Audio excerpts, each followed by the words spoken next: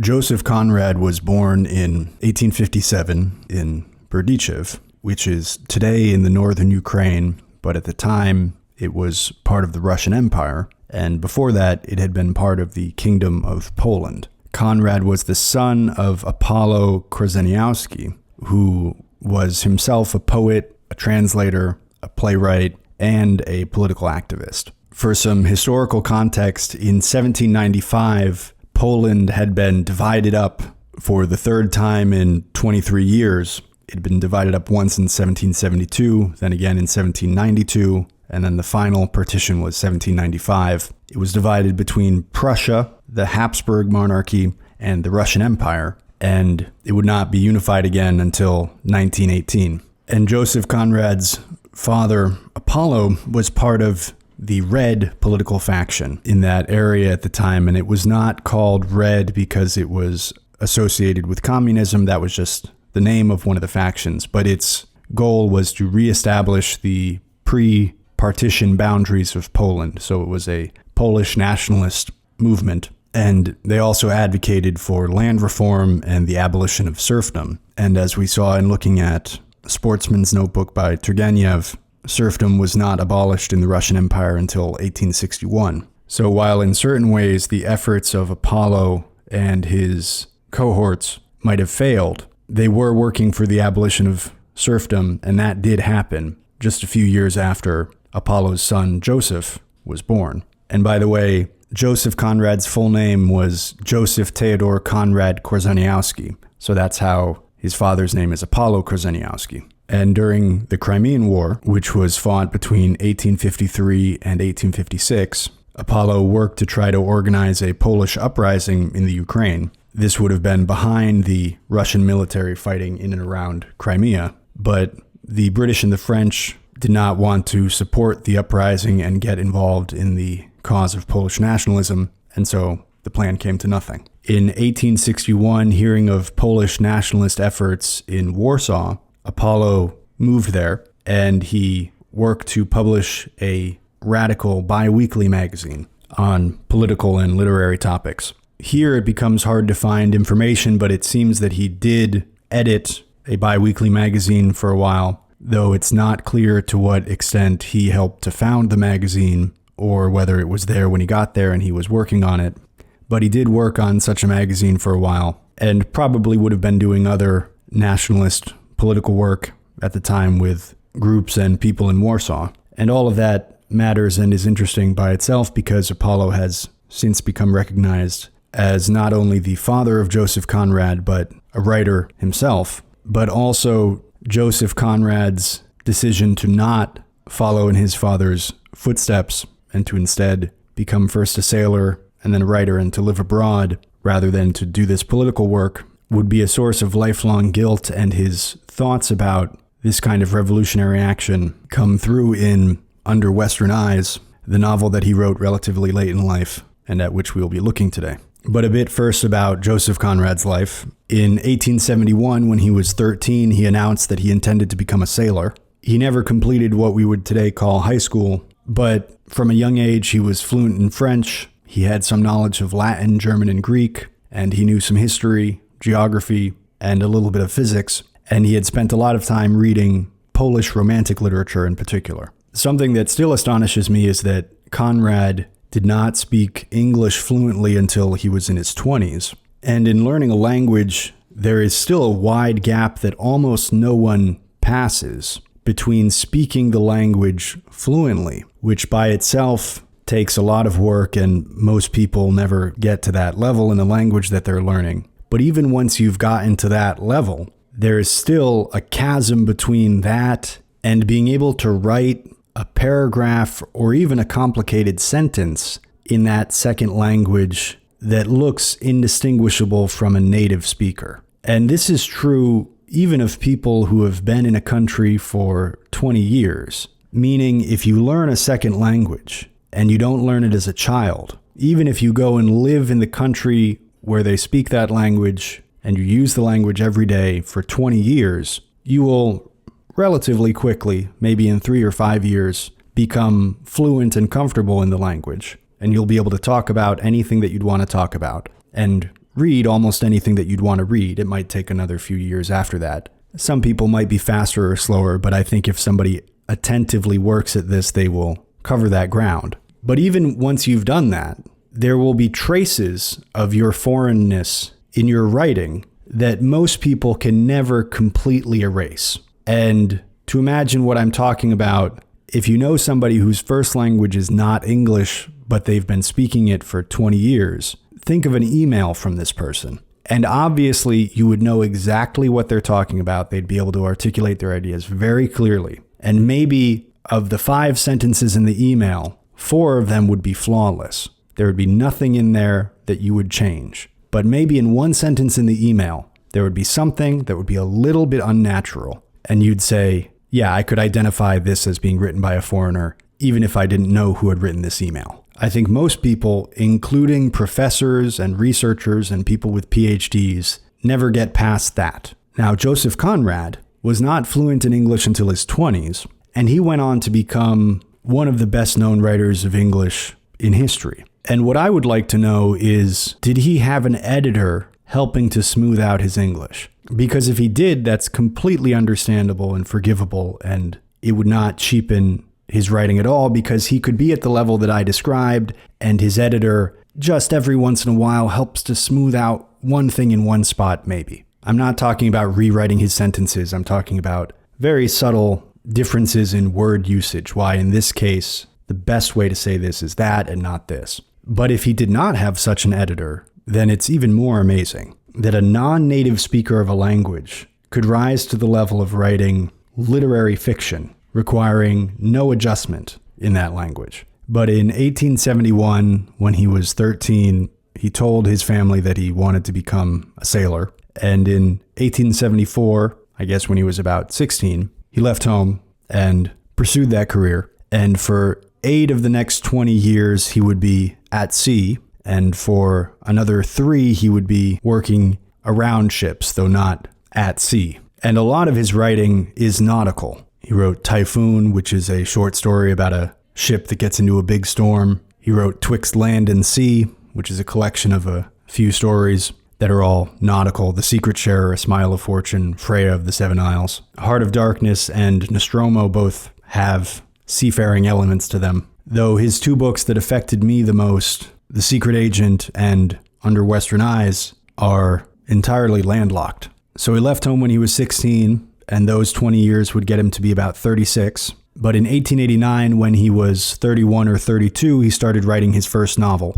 That's called Almayer's Folly. And in 1894, when he was 36, he gave up his seafaring life because of a mixture of a lack of work, his poor health, and also because he had become fascinated with writing and he had made up his mind to pursue a literary career. And this kind of biography should be encouraging to anyone who becomes interested in writing later in life. You don't have to be somebody like Mary Shelley, who had written her most famous novel, which would chart the course into an entirely new genre of fiction by the time she was 20. I'm referring, of course, to Frankenstein, an excellent edition of which, with original cover art, 97 footnotes, free shipping, a great price, and wonderful print quality, I have printed, and which you can order from my website, the link of which is in the description. Joseph Conrad's story is one of those that show us how you don't have to be born into the life of a writer the way that Shelley was in order to do great writing. Some scholars have noted how Conrad's early writing deals a lot with Southeast Asia, even though he did not have much experience in that area. Conrad was aware of a difficulty that he had in being a writer, in that being a non-native speaker of English, he didn't have the shared background that would let him compete with native English-speaking writers in writing about the English-speaking world. But at the same time, he didn't want to write about English colonies, because then he'd be in a sort of awkward position where if he wrote anything that could be interpreted as less than praise for that context, then he'd be taken not as an English critic of English colonialism, but as a foreign critic of it, which would have been received more badly. And since much of Southeast Asia was not colonized by the British, this gave him some space in which to work. And it's worth noting that Nostromo takes place in South America, another area largely uncolonized by the British. But Conrad goes a step further and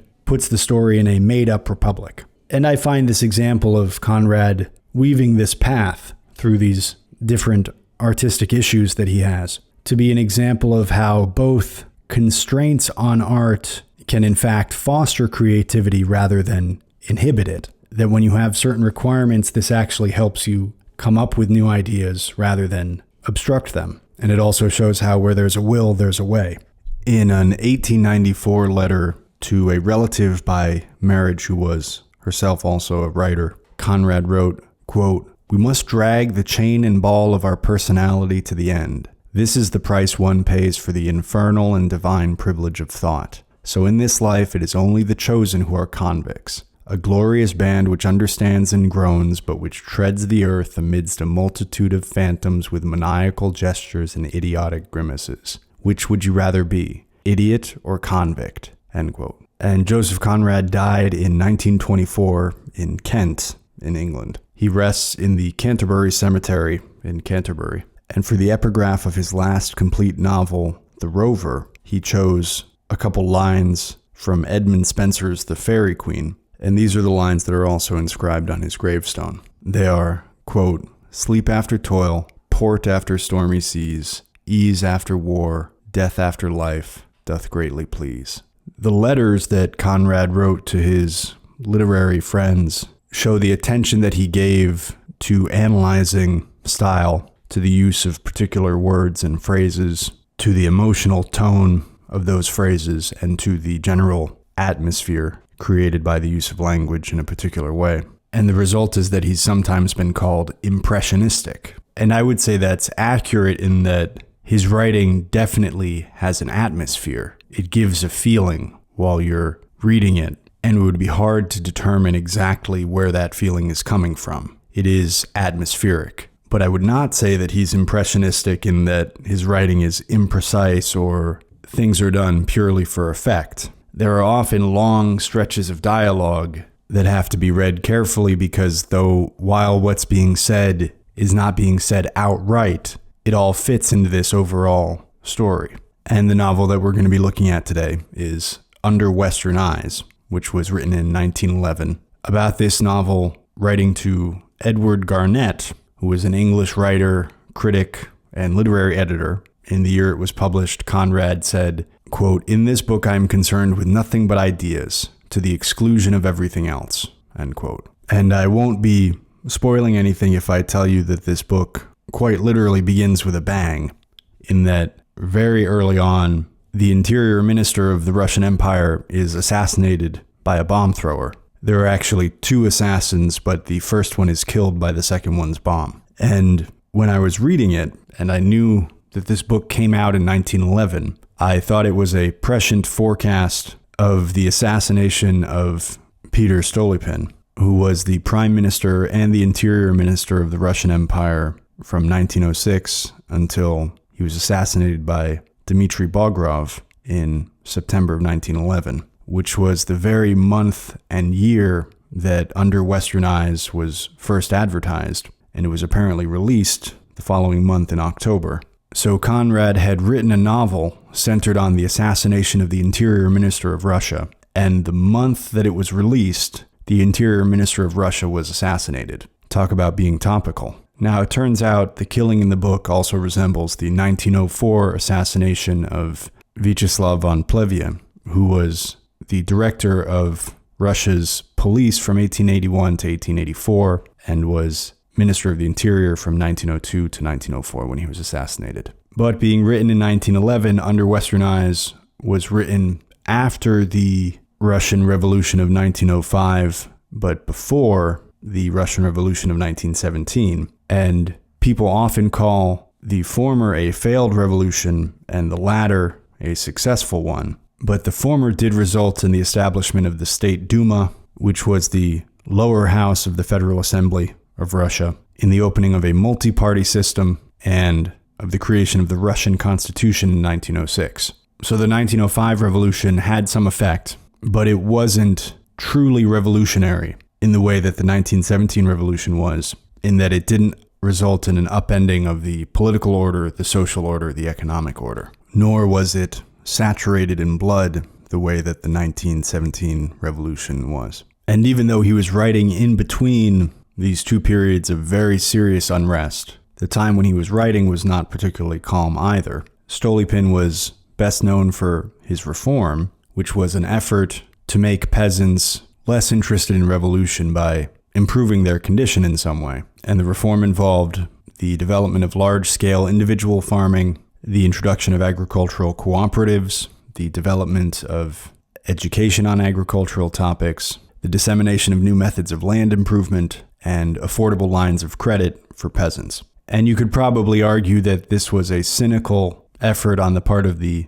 establishment to improve the lot of peasants so that they were less interested in revolution. But even if that's what it was, the effort was to control and contain and eventually extinguish these revolutionary fires, and Stolypin was assassinated. So even though it might have appeared to Conrad at the time that he was writing after a failed revolution, the chain of events that would explode 6 years later in the resignation of Tsar Nicholas II, the Petrograd Soviet under Trotsky voting to support a military revolt, the massacre of every member of the Romanov dynasty, which had ruled Russia for 3 centuries, the outbreak of what is generally called the Russian Civil War, and the establishment of the Soviet Union was inexorably underway when Conrad was writing in the years leading up to 1911. And as we'll see in the passages we're going to be looking at, Conrad clearly had some insight into the mind of the revolutionary. There are some characters in this novel that are proponents of the revolution, but it doesn't seem that he himself was a supporter of it. Though we should keep in mind that though his native language was Polish, and we think of him as a Polish-English writer, he was born in the Russian Empire, and his father had expended a lot of energy organizing for a Polish nationalist separation from that empire. And though we now know that the character of what's now called the Russian Revolution was not nationalist, that might not have been as apparent in 1911. And while in the process of writing this novel, Conrad experienced a breakdown that lasted several weeks, during which he spoke with characters in the novel in Polish. So if I had to guess, I would say that he was not a supporter of the revolution, but all of this brought up some guilt that he had in not taking up the Polish nationalist cause that his father had worked so hard for. People have pointed out other historical connections in the novel. For example, there's a character named Nikita Nikator, who is a hitman, an enforcer for the revolutionary movement. He's not one of the bomb throwers, but he shows up later in the story. And the scholars have noticed a resemblance between this character and the real historical person, Yevno Azef, who organized assassinations for the Socialist Revolutionary Party, which was one of the parties that existed at the time. And at the same time, he was an informer for the Imperial Secret Police. And between 1904 and 1908, he became the leader of the party's combat organization, which basically did terrorism from 1904 to 1908. Before Yevno Azef, the group was founded in 1902 by Grigory Gershuni, and this is the group that assassinated Vyacheslav von Plevya. But now we can get into some passages by Under Western Eyes by Joseph Conrad. This first passage is relatively early on, and the book is told from the point of view of a narrator who is a character in the story, but not particularly important. And here he's mentioning the main character for the first time, who is mostly known as Razumov. He writes, quote, "To begin with, I wish to disclaim the possession of those high gifts of imagination and expression which would have enabled my pen to create for the reader the personality of the man who called himself, after the Russian custom, Cyril, son of Isidore, Kirilo Sidorovich Razumov. If I ever had these gifts in any sort of living form, they have been smothered out of existence a long time ago under a wilderness of words. Words, as is well known, are the great foes of reality. I have been for many years a teacher of languages. It is an occupation which at length becomes fatal to whatever share of imagination, observation, and insight an ordinary person may be heir to. To a teacher of languages there comes a time when the world is but a place of many words, and man appears a mere talking animal not much more wonderful than a parrot." Skipping ahead. "What must remain striking to a teacher of languages is the Russian's extraordinary love of words. They gather them up, they cherish them, but they don't hoard them in their breasts. On the contrary, they are always ready to pour them out by the hour or by the night with an enthusiasm, a sweeping abundance, with such an aptness of application sometimes that, as in the case of very accomplished parrots, one can't defend oneself from the suspicion that they really understand what they say. There is a generosity in their ardor of speech which removes it as far as possible from common loquacity, and it is ever too disconnected to be classed as eloquence." End quote.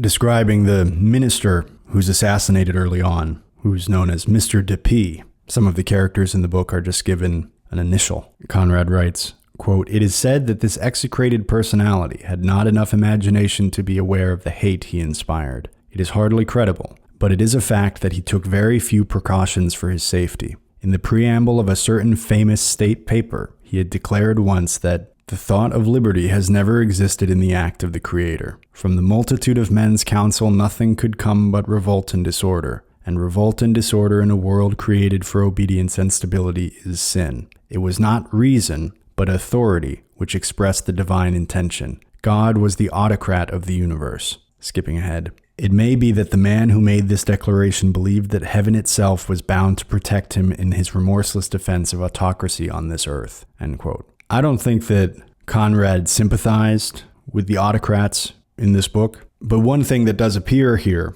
that you don't see very often is the occasional attempt by certain characters to philosophically or politically justify autocracy. Autocracy is a word that is today used usually pejoratively, and if it's used technically, it's to describe something that the writer is not trying to persuade the reader to support. But it's easy to imagine that in a context like Russia between 1900 and 1920, there would have been many people, perhaps not only in the government, who would have been able to articulate a defense of autocracy as a form of government on philosophical and political grounds. And Conrad gives us a few examples of that throughout this book. And in case you haven't read it, I'll be giving something away by saying this, but not much, because this happens relatively early on in the book. The action begins with the assassination of the minister. And relatively early on, one of the assassins, because the other one is killed in the attack, comes to Razumov, who is an acquaintance of his, and asks him for help sheltering him. And that's already a fascinating and tense situation that is still well worth the read. And the assassin's name is Haldin, Haldin. And Haldin and Razumov are talking in Razumov's room, and Haldin says the following, quote, "Men like me leave no posterity, but their souls are not lost. No man's soul is ever lost. It works for itself, or else where would be the sense of self-sacrifice, of martyrdom, of conviction, of faith, the labors of the soul? What will become of my soul when I die in the way I must die? Soon, very soon perhaps. It shall not perish. Don't make a mistake, Razumov. This is not murder. It is war. War. My spirit shall go on warring in some Russian body till all falsehood is swept out of the world. The modern civilization is false, but a new revelation shall come out of Russia. Ha, you say nothing. You are a skeptic. I respect your philosophical skepticism, Razumov, but don't touch the soul. The Russian soul that lives in all of us. It has a future. It has a mission, I tell you, or else why should I have been moved to do this? Reckless, like a butcher, in the middle of all these innocent people, scattering death. I wouldn't hurt a fly," end quote. Some bystanders were killed in the attack, and there we see Haldin sliding around between his conviction and his remorse over what he's done. Later, Conrad writes, quote, "The more adequate description would be a tumult of thoughts, the faithful reflection of the state of his feelings. The thoughts in themselves were not numerous. They were like the thoughts of most human beings, few and simple. But they cannot be reproduced here in all their exclamatory repetitions which went on in an endless and weary turmoil, for the walk was long. If to the Western reader they appear shocking, inappropriate, or even improper, it must be remembered that as to the first, this may be the effect of my crude statement. For the rest, I will only remark here that this is not a story of the West of Europe."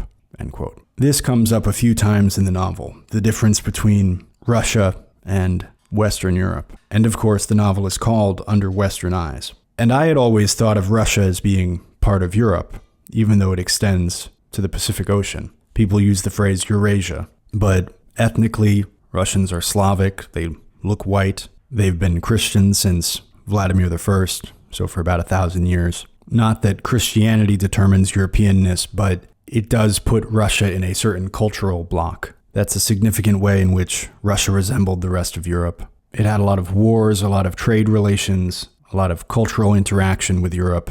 I asked a Russian friend recently if he considered Russia to be part of Europe or part of Asia, and he said this is a point of discussion in Russia, which surprised me, but it also explains why I've heard different versions of this. I've had people say that Russian literature is not European literature, it's Russian, it's something else. And he didn't say that, but he pointed out that Russia was a vassal state of the Mongols for a long time. So this is a very heavy Eastern influence. And so some people point to that, while others point to everything that I just said. But Conrad's book was not called Under European Eyes, meaning he wasn't seeing Russia as something non-European. He called it Under Western Eyes. And in that last passage he wrote, this is not a story of the west of Europe. And having been born in the Russian Empire and then made his career in Western Europe, this distinction would have been clear to him, having had experience with both sides of it. Haldan tells Razumov to go find Zemianich, who's supposed to help Haldan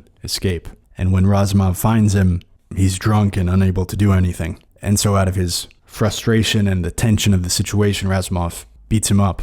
Conrad writes, quote, Zemianich's passionate surrender to sorrow and consolation had baffled him. That was the people, a true Russian man. Razumov was glad he had beaten that brute, the bright soul of the other. Here they were, the people and the enthusiast. Between the two he was done for. Between the drunkenness of the peasant incapable of action and the dream intoxication of the idealist incapable of perceiving the reason of things and the true character of men. It was a sort of terrible childishness. But children had their masters. Ah, the stick, the stern hand, thought Razumov, longing for power to hurt and destroy, end quote. So he's got this one crazy guy in his bedroom who assassinated the interior minister and then for some reason came to find him. And then when he goes to find the guy that Haldan tells him to find, he finds him drunk and he says, here they were, the people and the enthusiast. And in this case, the people means the masses. One of them is drunk on alcohol and incapable of action, and the other is drunk on dreams and incapable of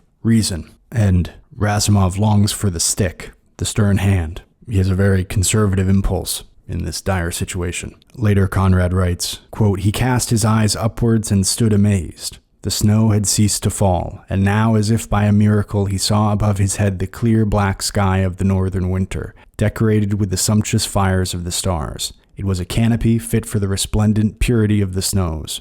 Razumov received an almost physical impression of endless space and of countless millions. He responded to it with the readiness of a Russian who is born to an inheritance of space and numbers. Under the sumptuous immensity of the sky, the snow covered the endless forests, the frozen rivers, the plains of an immense country, obliterating the landmarks, the accidents of the ground, leveling everything under its uniform whiteness, like a monstrous blank page awaiting the record of an inconceivable history. It covered the passive land with its lives of countless people like Zemianich and its handful of agitators like this Haldan, murdering foolishly. It was a sort of sacred inertia. Razumov felt a respect for it. A voice seemed to cry within him, don't touch it. It was a guarantee of duration, of safety, while the travail of maturing destiny went on.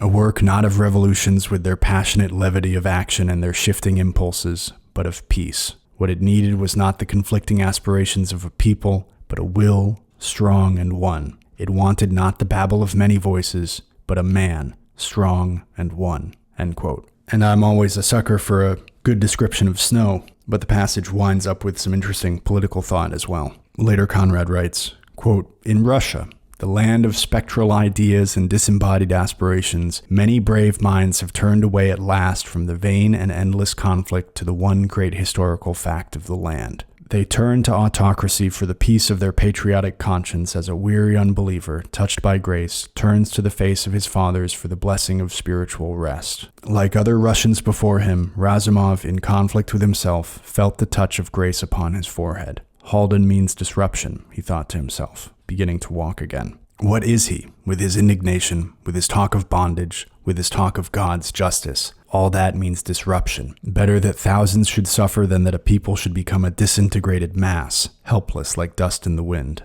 Obscurantism is better than the light of incendiary torches. The seed germinates in the night. Out of the dark soil springs the perfect plant. but a volcanic eruption is sterile, the ruin of the fertile ground. And am I, who love my country, who have nothing but that to love and put my faith in, am I to have my future, perhaps my usefulness, ruined by this sanguinary fanatic? The grace entered into Razumov. He believed now in the man who would come at the appointed time. What is a throne? A few pieces of wood upholstered in velvet. But a throne is a seat of power too. The form of government is the shape of a tool, an instrument. But 20,000 bladders inflated by the noblest sentiments and jostling against each other in the air are a miserable encumbrance of space, holding no power, possessing no will, having nothing to give." End quote. So faced with dealing with this assassin, Razumov turns toward autocracy. He says, "Better that thousands should suffer than that a people should become a disintegrated mass, helpless like dust in the wind." Later, Conrad writes, quote, "Of course, he was far from being a moss-grown reactionary. Everything was not for the best. Despotic bureaucracy, abuses, corruption, and so on. Capable men were wanted, enlightened intelligences, devoted hearts. But absolute power should be preserved, the tool ready for the man, for the great autocrat of the future." Razumov believed in him. The logic of history made him unavoidable. The state of the people demanded him. What else, he asked himself ardently, could move all that mass in one direction? Nothing could. Nothing but a single will. He was persuaded that he was sacrificing his personal longings of liberalism, rejecting the attractive error for the stern Russian truth. "That's patriotism," he observed mentally, and added, "There is no stopping midway on that road," and then remarked to himself, "I am not a coward." End quote. So Conrad writes very effectively about this political and philosophical inner struggle that Razumov is having. Razumov is later speaking to somebody, and he says, quote, "Those men are not of the sort that ever changes its purpose." "What men do you mean?" "Fanatical lovers of liberty in general. Liberty with a capital L, Excellency. Liberty that means nothing precise. Liberty in whose name crimes are committed." End quote. Very early on, Conrad was noticing how words are warped in political context for political ends.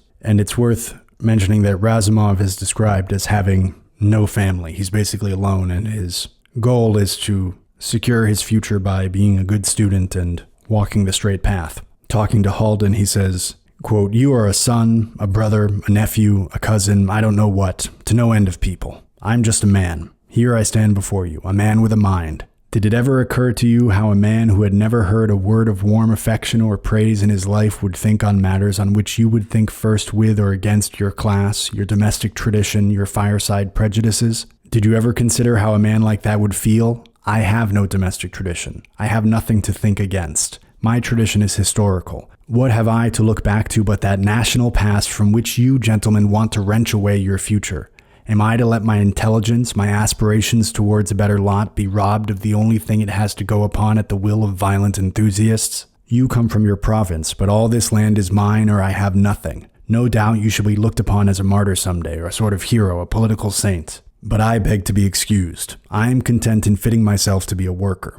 And what can you people do by scattering a few drops of blood on the snow, on this immensity, on this unhappy immensity? I tell you," he cried, in a vibrating, subdued voice and advancing one step nearer the bed, "that what it needs is not a lot of haunting phantoms that I could walk through, but a man."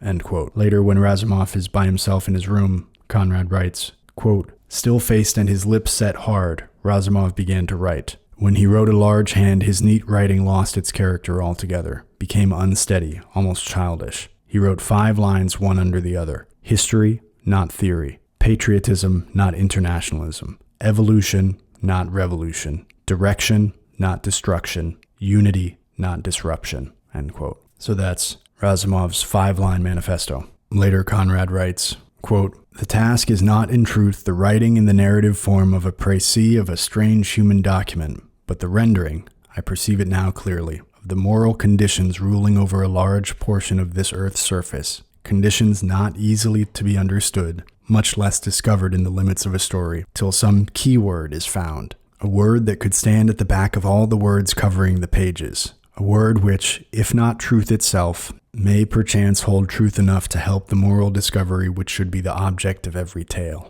End quote. Later, Conrad writes, quote, "The true Razumov had his being in the willed, in the determined future, in that future menaced by the lawlessness of autocracy, for autocracy knows no law, and the lawlessness of revolution.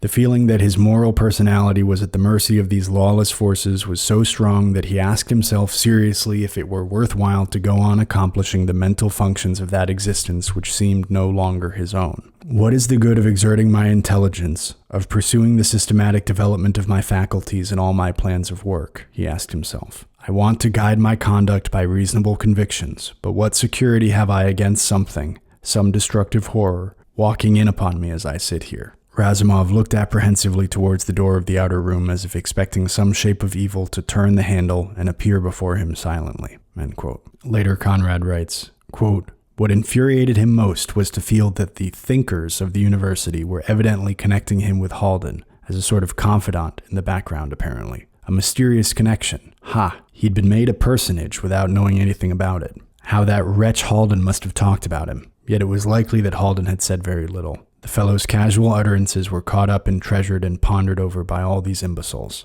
And was not all secret revolutionary action based upon folly, self-deception, and lies? Impossible to think of anything else, muttered Razumov to himself. I'll become an idiot if this goes on. The scoundrels and the fools are murdering my intelligence. He lost all hope of saving his future, which depended on the free use of his intelligence. End quote. I'm reading through a lot of these without comment, in part because I have nothing to add, but also because when you hear a lot of these passages back to back, you start to feel that atmosphere that Conrad creates in his writing. But don't worry, I'll be sure to add my thoughts when I have them. Describing a general who's a character in the story, Conrad writes, quote, Razumov had a vision of General T's goggle eyes waiting for him, the embodied power of autocracy, grotesque and terrible. He embodied the whole power of autocracy because he was its guardian. He was the incarnate suspicion, the incarnate anger, the incarnate ruthlessness of a political and social regime on its defense. He loathed rebellion by instinct,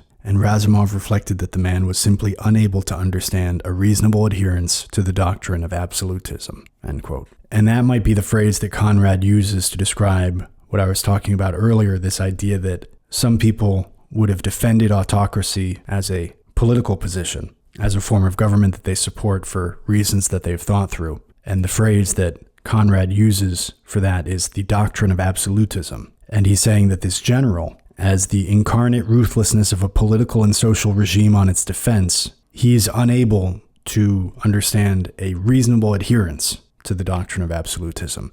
This general is not the representative of that view. He's something else. Later, Razumov says, quote, I am reasonable. I am even, permit me to say, a thinker. Though, to be sure, this name nowadays seems to be the monopoly of hawkers of revolutionary wares, the slaves of some French or German thought, devil knows what foreign notions. But I am not an intellectual mongrel. I think like a Russian. I think faithfully. And I take the liberty to call myself a thinker. It is not a forbidden word as far as I know. End quote. So there he's connecting his nation to his political philosophy. Later he says, quote, yes, patriotic instincts developed by a faculty of independent thinking, of detached thinking. In that respect, I am more free than any social democratic revolution could make me. End quote. Later, Razumov is talking to Natalia Halden, who's the sister of Victor Halden, the assassin. Conrad writes, quote, of course, the will must be awakened, inspired, concentrated, she went on. That is the true task of real agitators. One has got to give up one's life to it. The degradation of servitude, the absolutist lies must be uprooted and swept out. Reform is impossible. There is nothing to reform. There is no legality. There are no institutions. There are only arbitrary decrees. There is only a handful of cruel, perhaps blind, officials against a nation. End quote. And later she says, quote, in a real revolution, not a simple dynastic change or a mere reform of institutions. In a real revolution, the best characters do not come to the front. A violent revolution falls into the hands of narrow-minded fanatics and of tyrannical hypocrites at first. Afterwards comes the turn of all the pretentious intellectual failures of the time. Such are the chiefs and the leaders. You will notice that I have left out the mere rogues, the scrupulous and the just, the noble, humane, and devoted natures. The unselfish and the intelligent may begin a movement,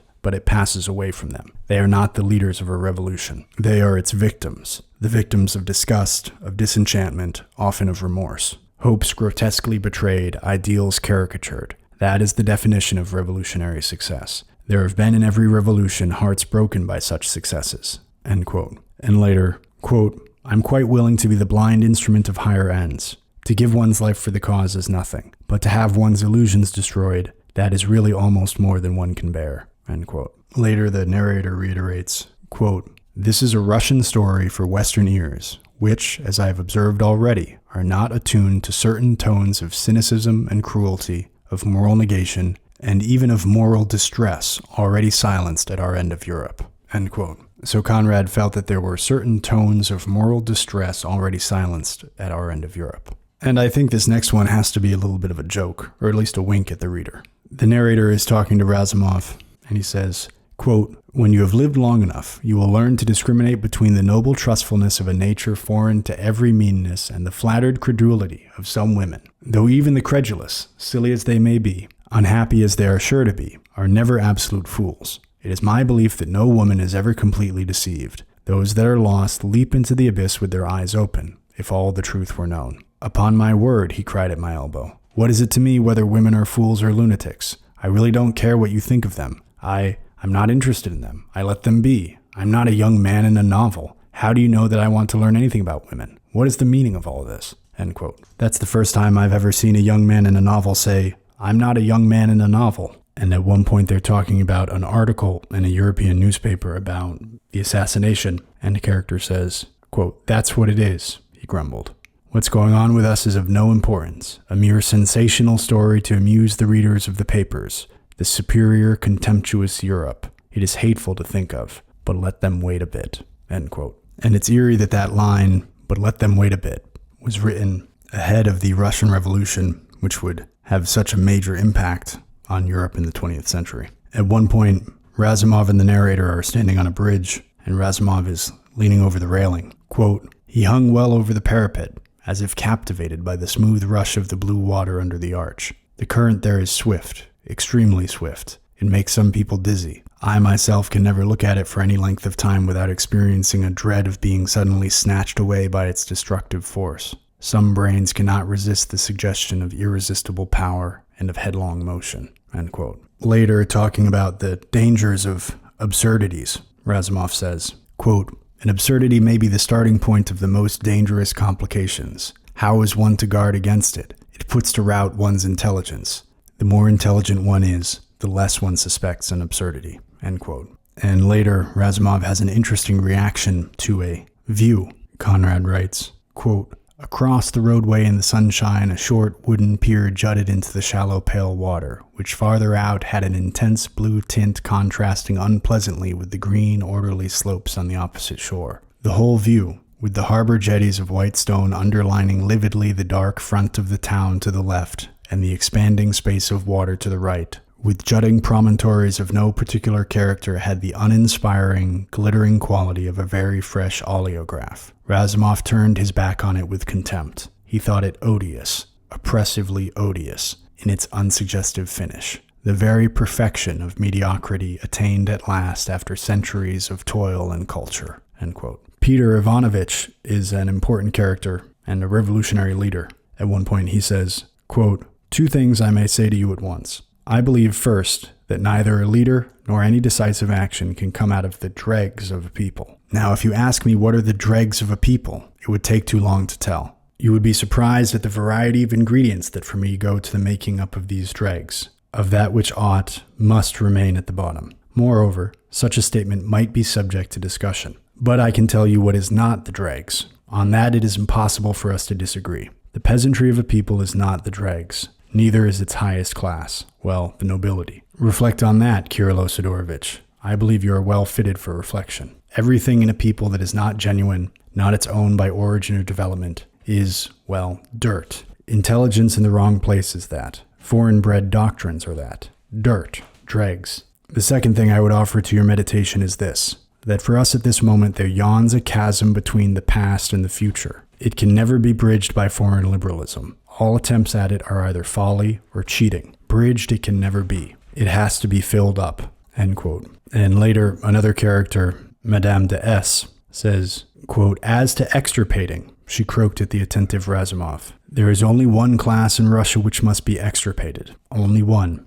And that class consists of only one family. You understand me? That one family must be extirpated." End quote. She's clearly talking about the Romanov family. And again, this book was published 6.5 years before that family was murdered in July of 1918. So Conrad was prescient on that point as well. Later, Razumov says, quote, "How am I to go on day after day if I have no more power of resistance, moral resistance?" He followed the path at the foot of the terrace. Moral resistance, moral resistance. He kept on repeating those words mentally. Moral endurance. Yes, that was the necessity of the situation. End quote. Later, Madame de S says, quote, "You men are all alike. You mistake luck for merit. You do it in good faith, too. I would not be too hard on you. It's masculine nature. You men are ridiculously pitiful in your aptitude to cherish childish illusions down to the very grave." End quote. And later she says, "Don't I know how one feels after losing a comrade in the good fight?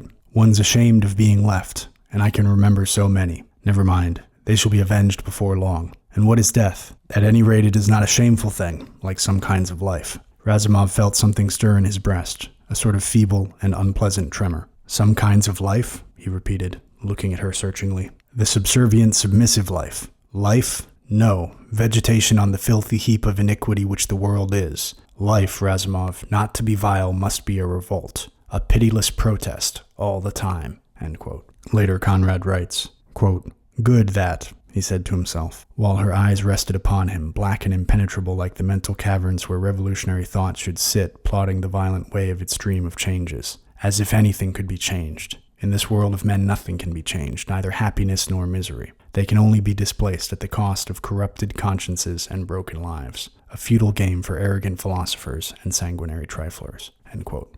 Later, Sofia Antonovna, an old revolutionary, talks about a slogan that they used when she was younger. And it's also interesting that she said that cutting their hair short was a political thing that they did, even when she was young. So this is a woman who's maybe in her 60s. So maybe in the late 19th century, in Russia, some women were cutting their hair short as a political action. She says, quote, "I had always magnificent hair, even as a chit of a girl. Only at that time we were cutting it short and thinking that there was the first step towards crushing the social infamy. Crush the infamy, a fine watchword. I would placard it on the walls of prisons and palaces, carve it on hard rocks, hang it out in letters of fire on that empty sky for a sign of hope and terror, a portent of the end." "You're eloquent, Sofia Antonovna," Razumov interrupted suddenly. "Only so far you seem to have been writing it in water." She was checked, but not offended. "Who knows? Very soon it may become a fact written all over that great land of ours," she hinted meaningly. "And then one would have lived long enough.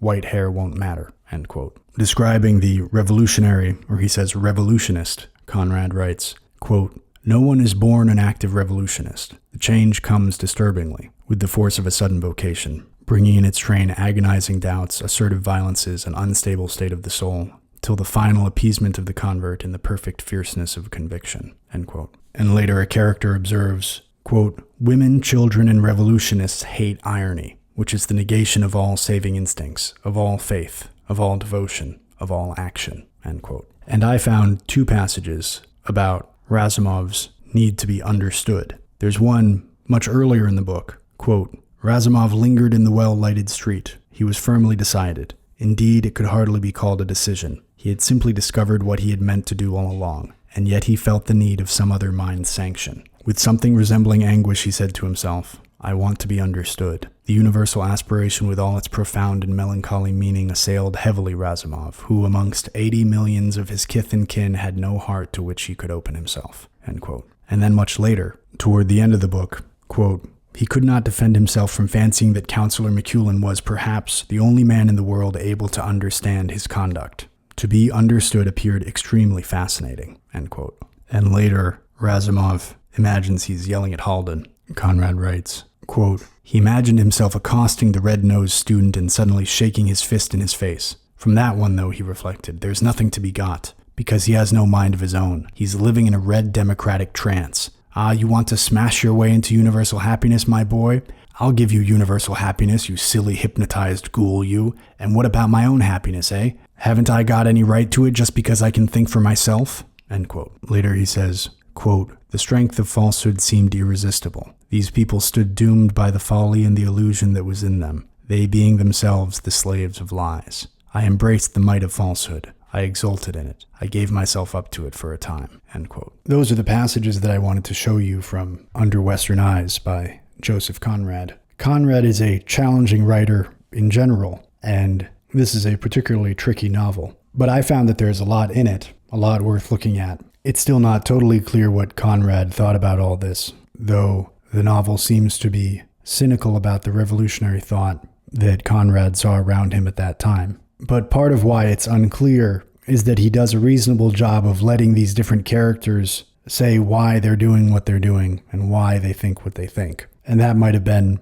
in part, what Conrad was talking about when he said that this novel was just about ideas. He wanted to give the ideas the space to explain themselves. And it's not a political tract, but also people do not think and talk like political tracts. They think and talk like people do, in a way that's often kind of misty, a little unclear, a little tenebrous, a little mixed up with their lives and their experiences and their biology. And Conrad depicts that very well throughout this book. The way that these ideas and their consequences can actually play out in practice among a group of people. If you enjoyed this podcast, I hope you'll go over to my website, volrathpublishing.com. The link is in the description, and pick up a copy of the edition of Mary Shelley's Frankenstein that I printed. I have it at a good price with free shipping, original cover art, 97 footnotes throughout the book, excellent print quality. The copy of Frankenstein that I keep on my bookshelf is my edition, and I'm sure it'll make an excellent addition to your bookshelf as well. Frankenstein is one of those books that I think that everyone should read.